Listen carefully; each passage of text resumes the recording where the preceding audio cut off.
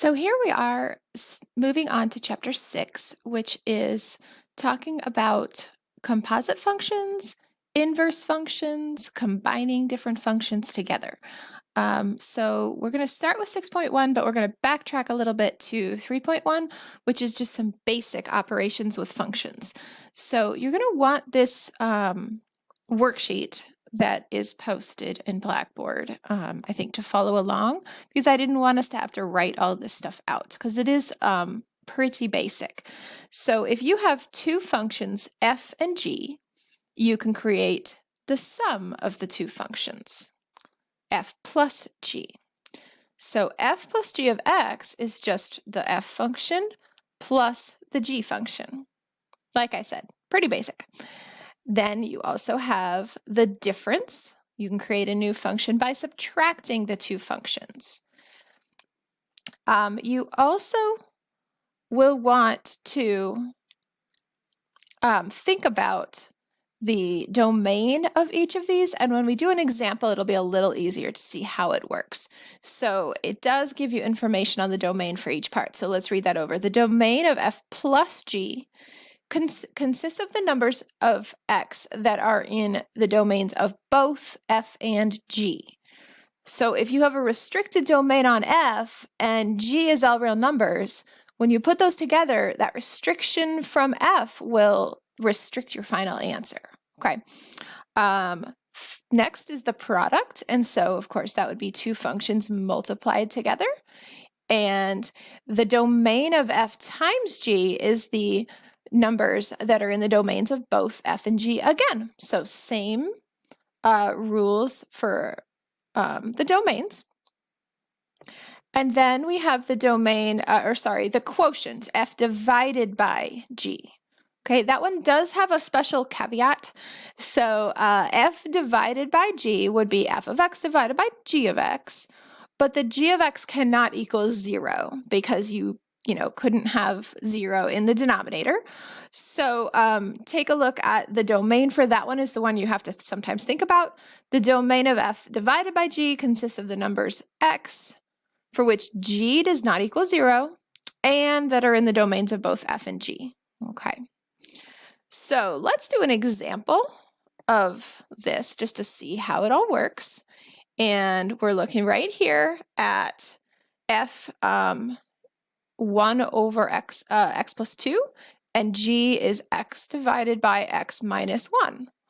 So if we're going to add the two functions together, that would be part A, f plus g of x. That's how you would say that, f plus g of x. Just add those two functions together. So 1 over x plus 2 plus x over x minus 1. Okay, so that, looks pretty basic, right? Like just add them together. However, if you need to simplify them, then that becomes a lot of fraction work. So that's what we're going to do here, okay? To add two fractions together, you need to get a common denominator. So that common denominator is going to be x plus 2 times x minus 1 to include both of those denominators. That means this first fraction, we're going to need to multiply the top and the bottom by x minus 1 over x minus 1. Remember that rule, you multiply by 1, but it's the same number on the top and the bottom. In this second fraction, we need to multiply both top and bottom by the x plus 2, the other denominator. This creates the denominator of x minus 1 times x plus 2. Okay, that's what we're going for. That's the common denominator. In the numerator, we have x minus 1 times 1. I'll just not write the 1, right? And then we have plus here x times x plus 2. So x times x plus 2. Okay, so now all we really need to do is work on simplifying that numerator a little bit. See, I'd want to multiply this out, and then if there's like terms, I'd want to combine them. So I've got x minus 1 plus x times x, which is x squared, and then plus 2x. And then the denominator is going to be the same, x minus 1 times x plus 2. And then looks like I have just one like term there, x plus 2x. So I have x squared, I'll just write that term first, and then plus 3x minus 1.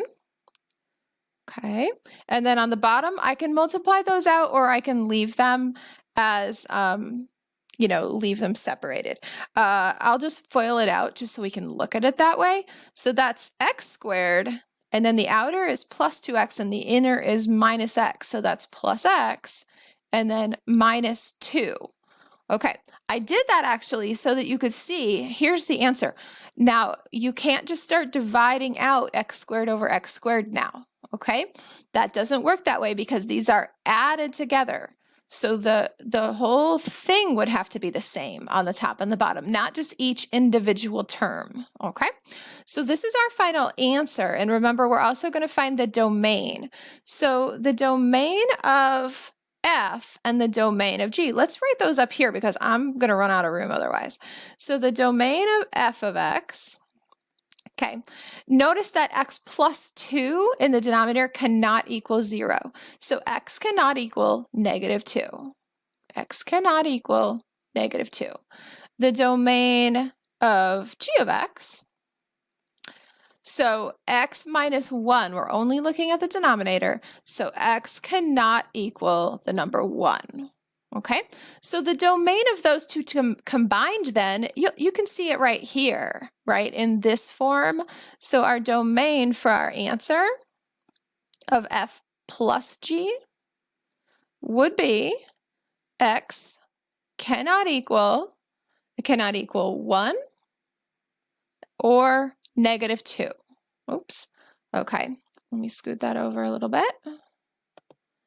So 1 and negative 2. See if I can't get that to... Okay, let's look at B, which is the f minus g of x. So, the concept is pretty similar to f plus g of x. 1 over x plus 2 subtracts the g function. And we're just really going to go through this whole process because I think, we probably all need some practice on these complex fractions, combining them and simplifying them. So first of all, we're going to need to make a common denominator. And remember, just multiply the top and bottom by the other denominator.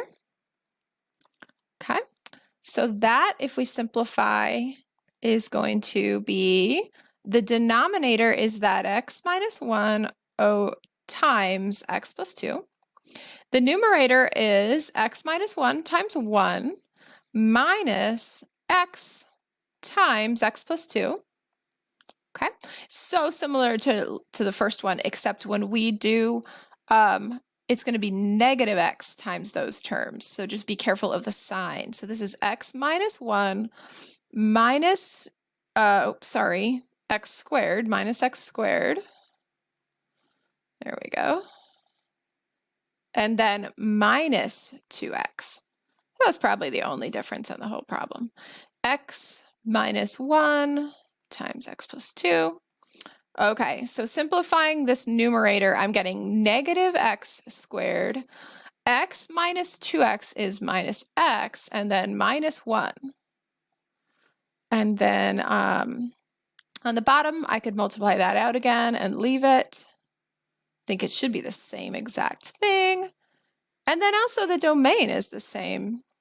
So the domain of f minus g is going to be x such that x cannot equal 1 and negative 2. Okay, again. Now if we go to multiply, we're going to multiply f times g. I think I'm going to run out of being able to see those functions, but I know what I'm doing, right? So let's go here, C. We're going to do f times g of x, which means we're going to take 1 over x plus 2 and multiply that by x over x minus 1. Okay. So a reminder about multiplying the fractions, you don't need to have a common denominator. There's no need. Multiplying means multiply across the top and multiply across the bottom. So 1 times x is the top, so x, and on the bottom we have that x plus 2 times x minus 1, which we can, again, simplify to what we've been using before, x squared plus x, minus 2. Okay. Remember that our domain has really not changed. It still has no -2 and no 1. So the domain of f times g would be x cannot equal our -2 and our +1. Okay. And then finally we have f divided by g. Yes. So f divided by g of x. This is another one of those crazy fraction ones. So stay with me here. 1 over x plus 2 divided by x over x minus 1. Okay, so we have this complex fraction. You cannot leave it that way. No answers would be accepted that way.